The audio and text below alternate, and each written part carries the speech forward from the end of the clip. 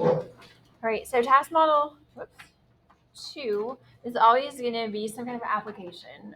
This first one that we're going to do is the green one. We're going to do the green one first. And it says that when the popular streaming service Netflix was founded in 1997, they were mail order DVD subscription service. So you can ask your parents about this. If they were a member of Netflix or a subscriber, then they would like pick the DVDs they wanted. They would get mailed to them. They would watch them, and then they would mail them back, and then they could just get more. They feel like you get like 5 at a time or something. So as the demand for renting DVDs rapidly diminished, Netflix transitioned to a streaming service. In 2007, which is when T is 0, Netflix launched their new streaming service with 7.32 million subscribers. By 2015, when T is 8, Netflix had grown to 70.83 million subscribers. The number of Netflix subscribers can be modeled by a function n given by this guy, where N of T is the number of subscribers in millions for year T, and T is the number of years since Netflix initial launch of Netflix streaming service in 2007. All right, so AI is always going to be the same thing. It's always going to say to use the data given to write 2 equations that can be used to find the values of the constants a and b in the expression n of t. And so if you go to your booklet page, I always do 2 ordered pairs. The ordered pairs are not the answers, though. So it just helps me do it. You don't get points for writing the ordered pairs, but I do feel like it helps. So when t is 0, there are 7.32 million. So we don't have to worry about million here on this ordered pair. And then when t is 8, there are 70.83 million subscribers. So what they want you to do is take that model they gave you for n. You don't have to write it. I just want to write it so I don't have to just keep scrolling. And they want you to take the first coordinate and put it in for t, and take the second coordinate and put it in for n. And that's always going to give you 2 equations to answer this question. A and B stay A and B.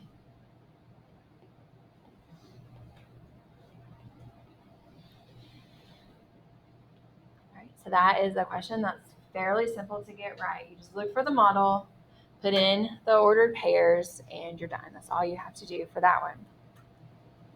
All right, 2, or part II on A, is always going to ask you to find the values of A and B. Sometimes you can use regression, which is great. So I wrote out, 6 different examples of something you might see. One of those, you cannot use regression. Which one do you think it is?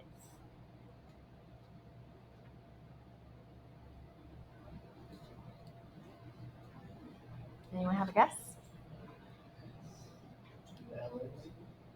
There is ln, but there's only one of these ln's you can. Which one can you not, do you think? The x plus 1.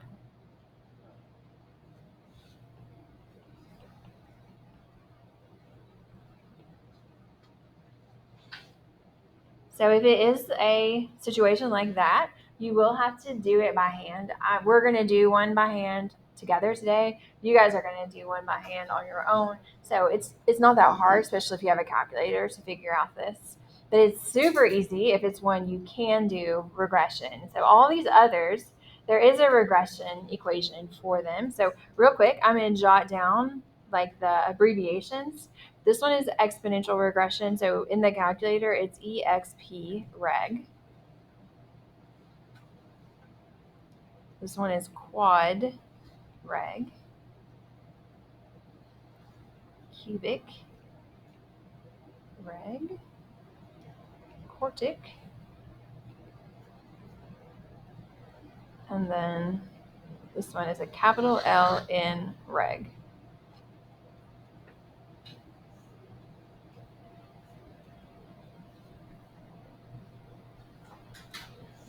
All right, is this one we can do by regression? Yes, we're going to do exponential regression, or that very first one. All right, so what we're going to do is go to the calculator, and you're going to put in those ordered pairs that I wrote in purple. So go to Stat and then Edit.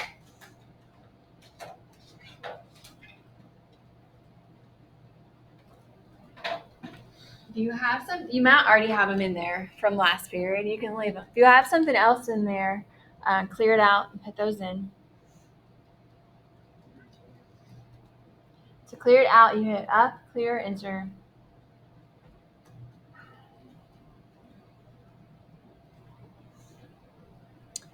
And once you get them typed in, it shouldn't take too long.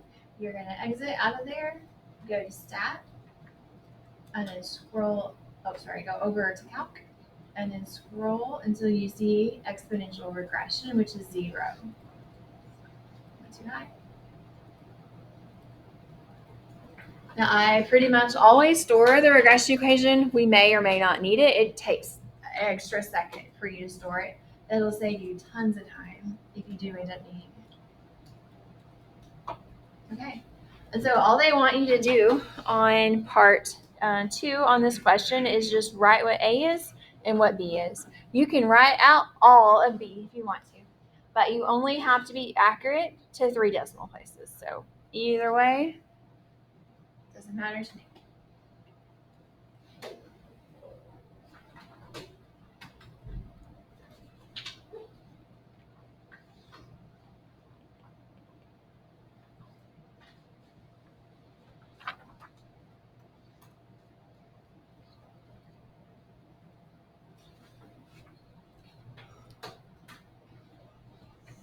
All right, and then part BI is always going to ask you to use the data to find an average rate of change.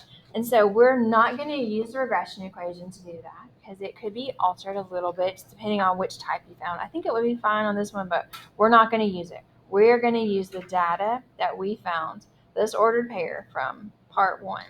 We're going to use that to find the average rate of change. And it does say to express your answer as a decimal and to show the computations that lead to your answer. And so showing the computations that lead to your answer means this function is called n. And if we're finding the average rate of change from 0 to 8, the numerator is going to be n of 8 minus n of 0. And the denominator is going to be 8 minus 0.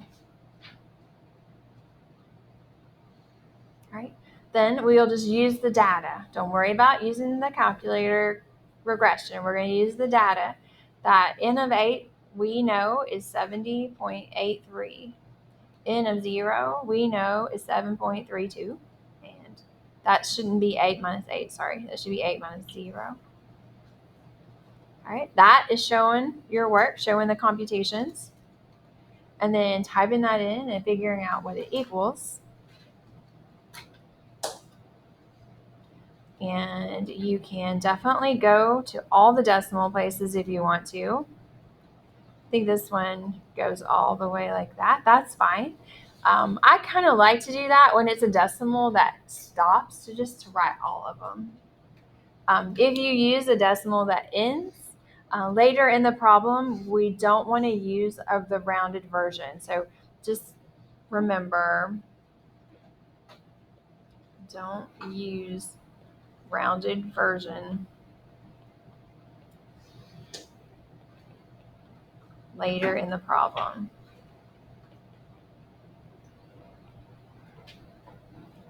You only round once.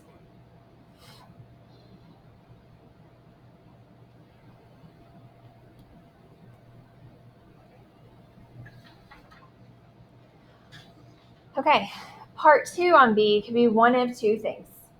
It could be what this first part 2 says, which is to interpret the meaning of your answer from part 1 in the context of the problem. I kind of hope it is that one on your test. I feel like we practiced it a little bit more than the other version of this.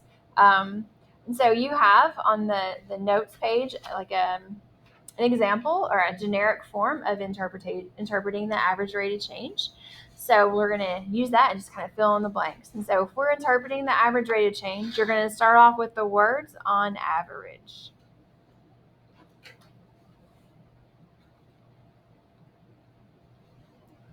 and then and then we're going to fill in a blank with what N gives you. So if you're looking at the directions page, the second paragraph, I guess, starts off with the number of Netflix subscribers can be modeled by N. That is what N gives you. So we're just going to quote the problem. So we would say the number of Netflix subscribers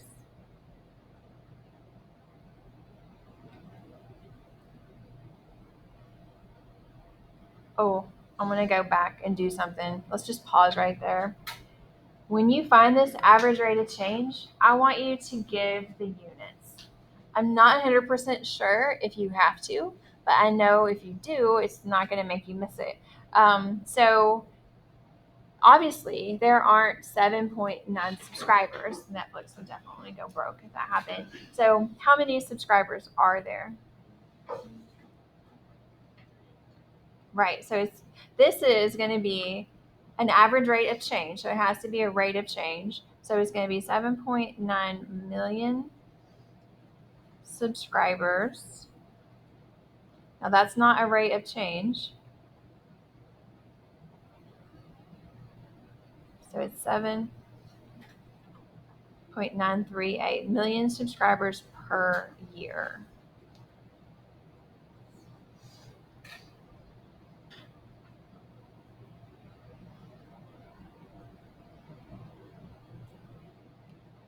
Okay, so back to the average rate change. Sorry about that.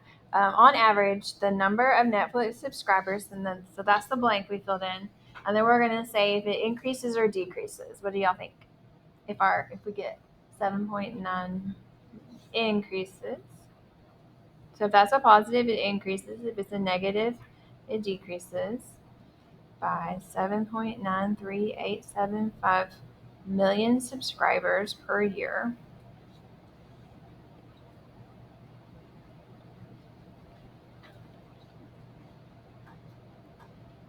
Right, so that's the second blank by that, and then it's output units per input units. That's what this is. Output units per input units. And then the last part is the time from t equals 0 to t equals 8 years. So in calculus, we do this a lot. We interpret rates of change and other things. And we use the NUT method. And so the NUT method means that you do the noun. So the noun is the number of Netflix subscribers. And then you do the U is the unit, and that's millions of subscribers per year. And then T is the time. So when you do an interpretation, try to remember noun, unit, and time all need to be included. Okay. The alternate part, we definitely have done less than this one. And we haven't done this one in a really long time, like since unit 2 probably. But the alternate one, you're going to use this formula for approximating values using the average rate of change. And we did it. We used it, which is not very much. All right, so the alternate part 2, we're going to use the average rate of change found in I to estimate the number of Netflix subscribers at time t equals 6 years, and we're going to show our computation. So if you're looking at this sheet, you got a little box that gives you the formula we're going to use. I'm going to go ahead and use that point that was 0 and then 7.32. Right, N for y sub 0, that's where we're going to put the 7.32. N for t sub 0, that's where we're going to put the 0. So this is going to be y of t is approximately 7.32 plus. And then for our average rate of change, I'm going to go back. I'm going to use the whole average rate of change.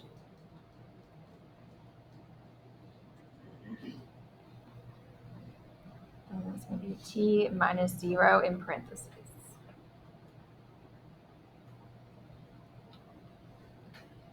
So that's an equation, a linear equation we can use to approximate values.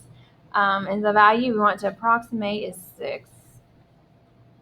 So we would go back and put 6 in for t.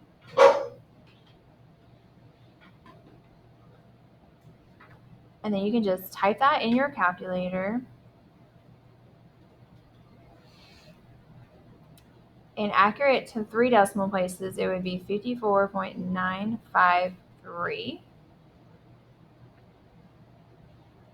And if you just gave that as the answer, I don't think they're going to give you credit. Because obviously, 6 years after they started the streaming, they don't have 60 subscribers. How many do they have?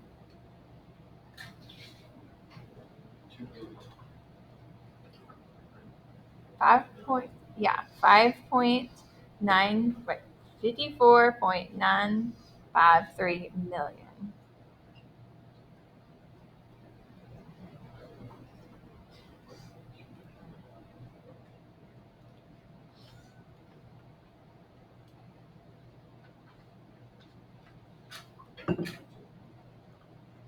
All right, and then part 3. We're going to consider the average rate of change of n from t equals 8 to t equals p years, where p is greater than 8, so the ones on the other side of 8. Are these average rates of change less than or greater than the average rates of change from 0 to 8 that you found in part 1? This is all about concavity and if the average rate of change is increasing or decreasing. And so this is an exponential equation where a is positive and b is definitely greater than 1. So is this going to be exponential growth or decay? Growth. If you forget that, you can look at the graph. Like you have the graph stored in your calculator. So is this going to be concave up or concave down? Up. So are these average rates of change going to be increasing or decreasing? Increasing. So you have all the information you need to answer this question. We just kind of need to quote the problem. And so right after where it says consider, we're going to just start writing words. So the average rates of change of n from t equals 8 to t equals p years.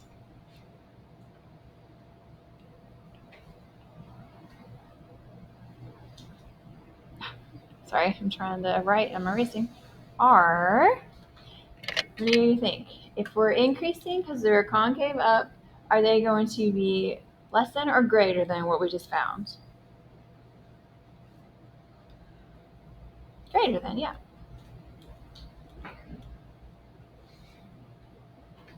So are greater than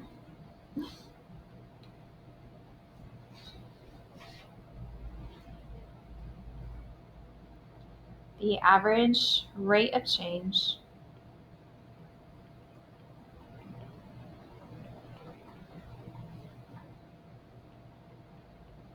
and I'm going back. I'm still quoting the problem. So the average rate of change from t equals 0 to t equals 8 years. That's not enough. It does tell to explain your reasoning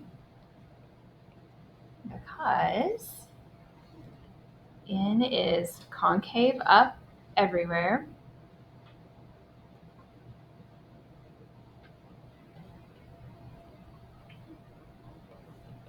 Which means the average rate of change is increasing.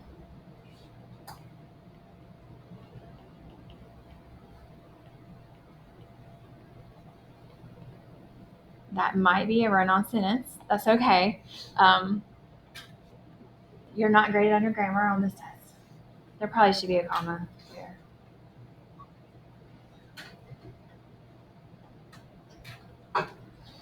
All right, now C is the one that I am most concerned that we haven't really practiced. I don't know how I missed it, honestly. So for C, it's always going to ask something about restricting the domain or the range, or is this number like an appropriate number to use?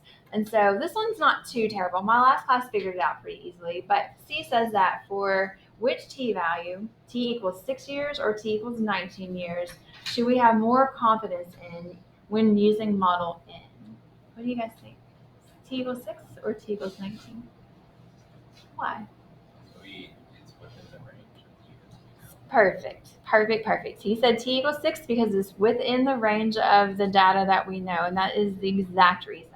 19 is outside, so we don't know what happens after 2000, whatever, 15. With the data, it could have taken a different turn. And so we would say, I'm going to quote the problem. So after where it's after the comment, I would say we should have more confidence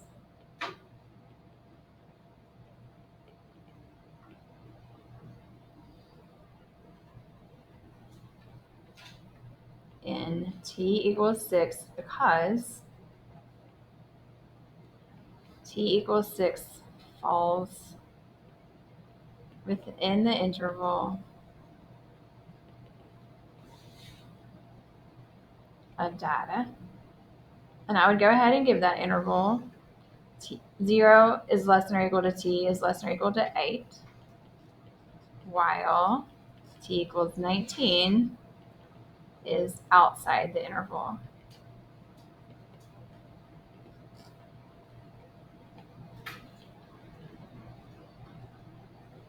So I'm hoping, even though we haven't practiced a ton of those, that you can logic your way through it. All right, questions on this green one? It took a long time. All right, I'm gonna try to get through the yellow one. Last class I didn't finish it, but I think I went a little slower. All right, so this is another same thing application problem. This one says that after Mr. Castwater missed a day of school, a rumor began to spread that he had won the Powerball lottery and moved to Japan. Initially, 7 students knew about the rumor. They were the ones that started it.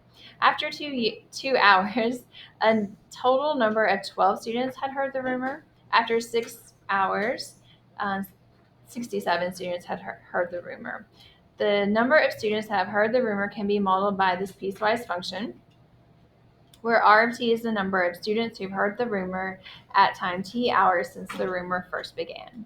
All right, so A is the exact same questions. Like, I don't even think anything is different except it's R instead of N. So we're going to use the data to write 2 equations that can be found, can be used to find A and B. So what 2 points do we know? 215 and 667.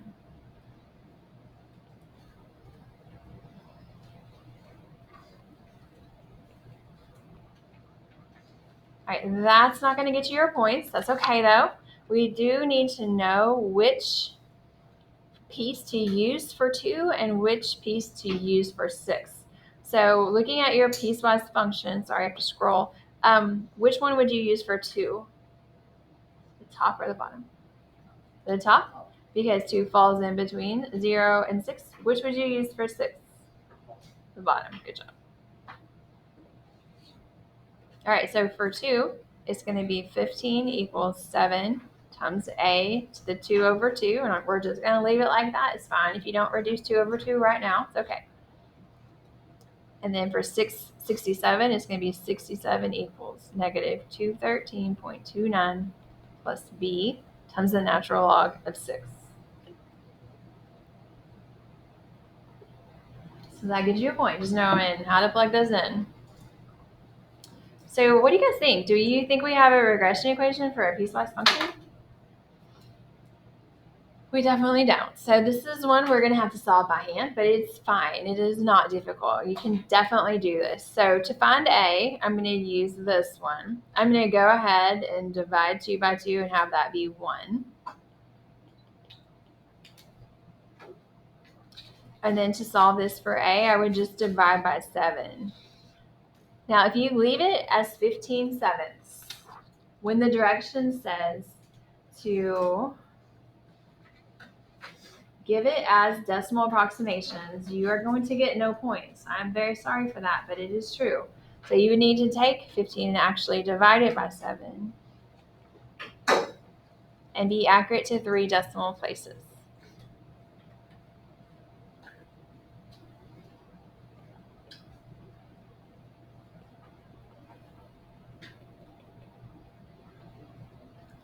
All right, this one I need to solve for B.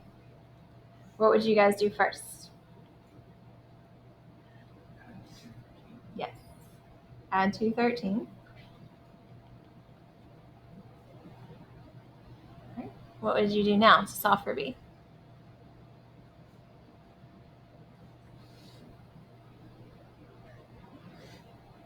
Divide by the natural log.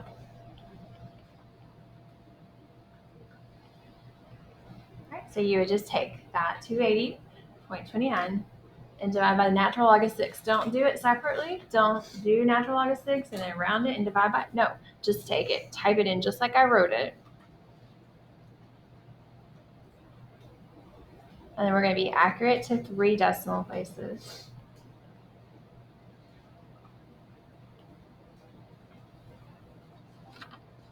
So will we be able to use the calculator to subtract it? Yeah. Or to divide it? Yeah, this is a calculator question.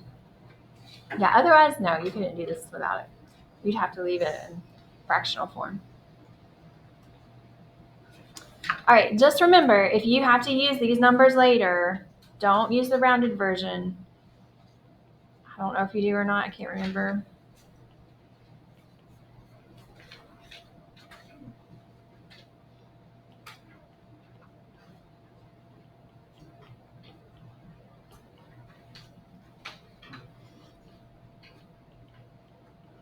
And it's okay, you'll have that in your calculator to pull back up. You'll be fine. Just try to remember that. Okay, and then the next question is exactly like it was on the previous question, or the previous FRQ.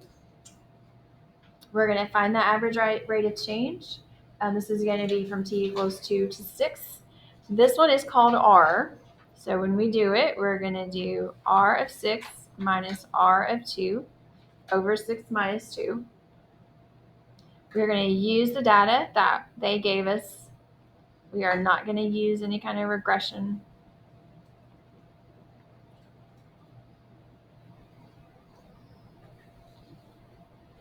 What should our units be?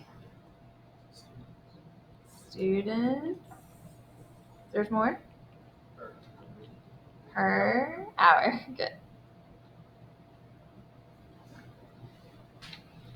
All right, and then this part 2 on B, could be one of 2 questions. This one asks us to interpret the meaning of the answer we just found, the meaning of the average rate of change. This is when you do the NUT method.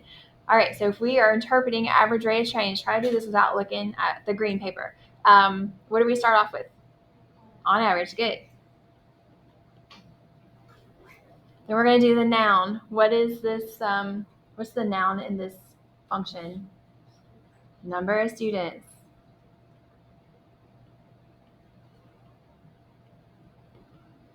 Now, if you wanted to be more specific, you could and say the number of students who have heard the rumor, but I think number of students is perfectly fine. Are you going to say this number of students increases or decreases? Good. By, and then you're going to give the answer you just found, 13 students per hour. That's your unit for NUT.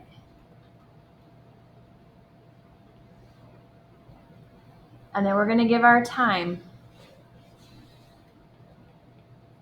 from t equals 2 to t equals 6 hours.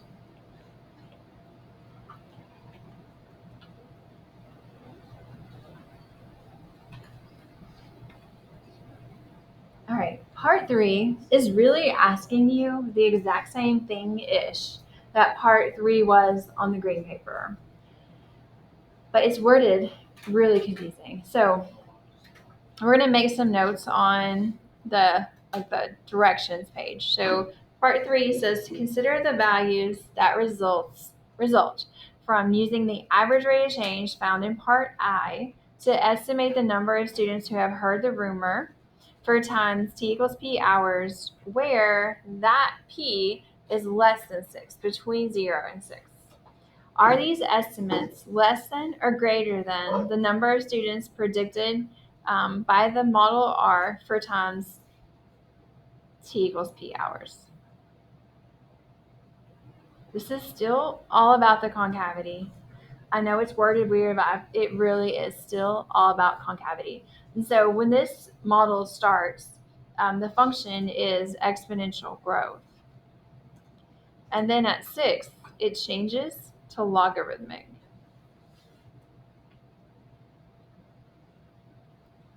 All right.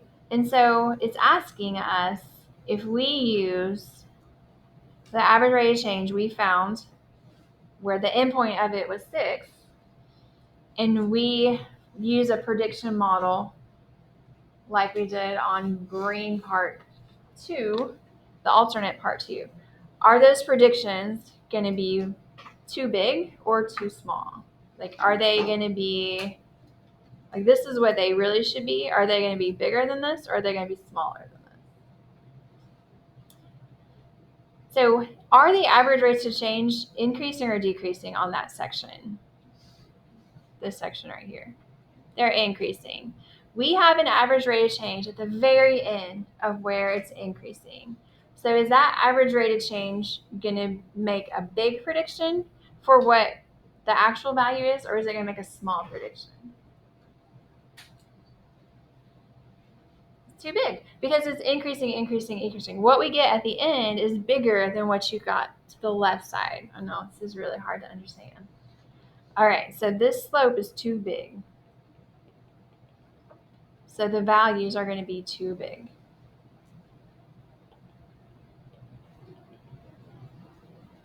All right, so let's go back and actually write the answer to the problem, because that's not going to cut it. We have to quote what they're saying. All right, it's saying, are these estimates less than or greater than the number of students predicted by the model? We just said they're too big. So we're going to say these estimates will be greater than the number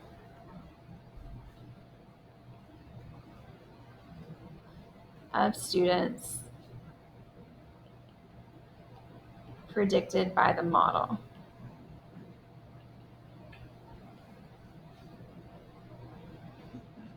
R. I'm still quoting the problem. 4 times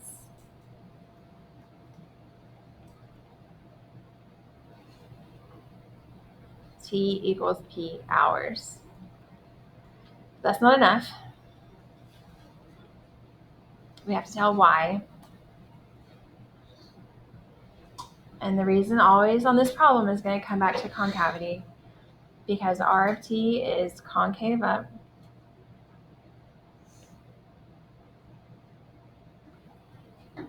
on the interval. 0 is less than P is less than 6, meaning the rate of change is increasing.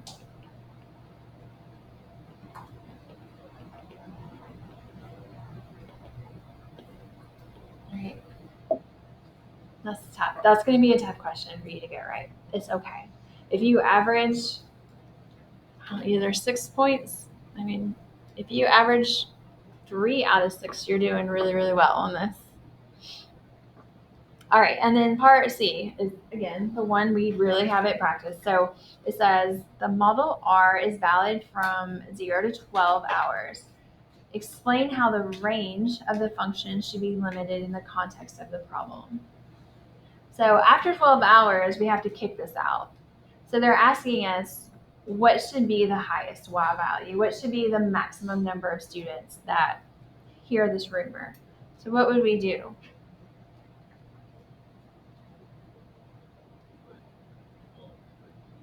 Right, we're going to put 12 in for R.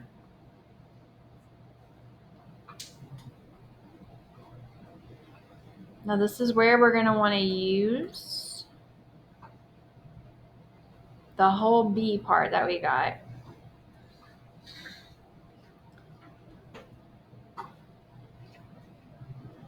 There. Sorry. So it's going to be negative 213.29 plus. I didn't write down what that would be.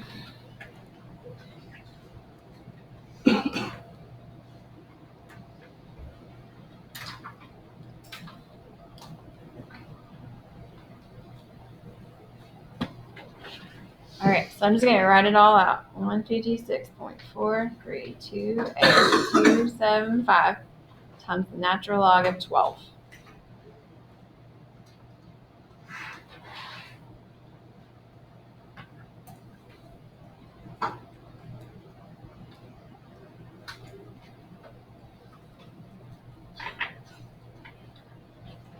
All right, now you definitely get a decimal. We are definitely, when we answer this question, not going to use a partial student, because that's going to be kind of gross.